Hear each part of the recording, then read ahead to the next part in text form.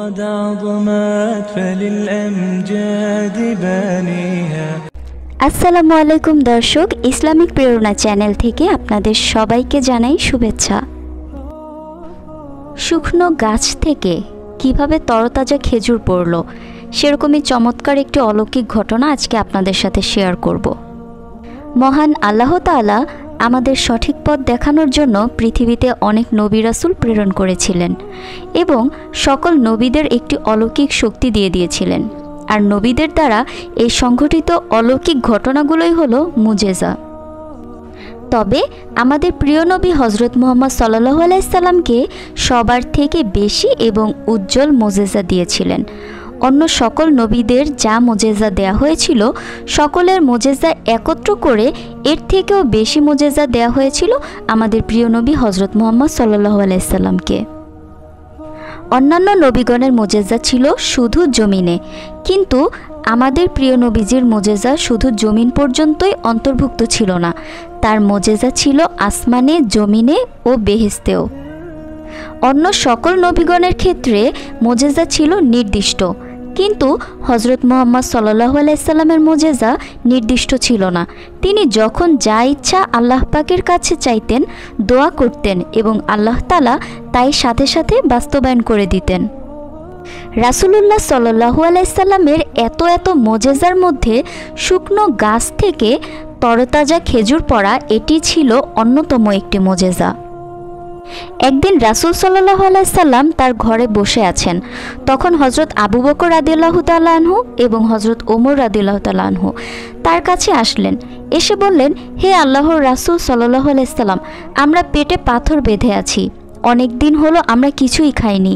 তখন নবীজি সাল্লাল্লাহু আলাইহি সাল্লাম বললেন, তোমাদের পেটে তো একটি পাথর বাঁধা রয়েছে, কিন্তু তোমাদের নবীর পেটে 2টি পাথর বাঁধা আছে। এরই মধ্যে একজন সাহাবী আসলেন। তিনি বললেন, হে আল্লাহর রাসূল সাল্লাল্লাহু আলাইহি সাল্লাম, আমি আসরের নামাজ পড়ে আসার সময় হযরত মিকদাদ ইবনে আসওয়াদের ঘরের পাশ দিয়ে যাচ্ছিলাম। তখন তার ঘরে দেখলাম খেজুরের স্তূপ। হযরত মুহাম্মদ সাল্লাল্লাহু আলাইহি সাল্লাম তখন মিকদাদ বিন আসওয়াদের ঘরে গেলেন।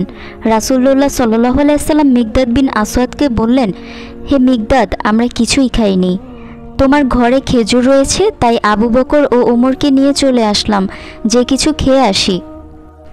এই কথা শুনে মিকদাদ বিন আসওয়াদ কাঁদতে শুরু করলো।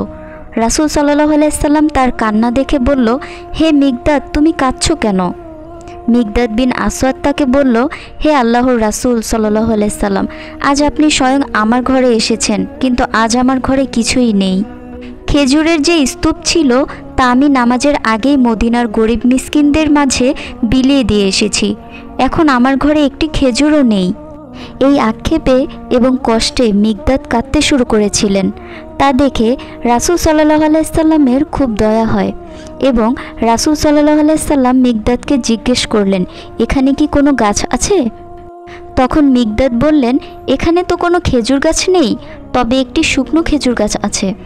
রাসূল সাল্লাল্লাহু আলাইহি সাল্লাম তার নিজ গায়ের চাদরটি মিকদাদকে দিয়ে বললেন, যাও, শুকনো খেজুর গাছের নিচে এই চাদরটি বিছিয়ে দিবে এবং গাছকে বলবে, নবী মুহাম্মদ সাল্লাল্লাহু আলাইহি সাল্লাম তোমার কাছে খেজুর চাচ্ছেন।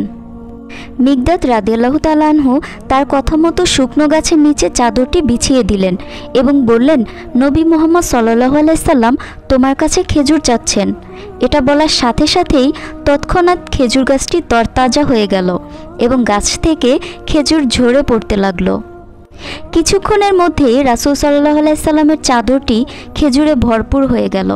তখন মিকদাদ রাদিয়াল্লাহু তাআলা আনহু চাদরটি উঠিয়ে রাসূল সাল্লাল্লাহু আলাইহি সাল্লামের নিকটে নিয়ে আসেন। তখন রাসূল সাল্লাল্লাহু আলাইহি সাল্লাম বলেন, হে মিকদাদ, তুমি যদি চাদরটি না উঠাতে তাহলে কিয়ামত পর্যন্ত এই গাছ থেকে খেজুর পড়তেই থাকতো।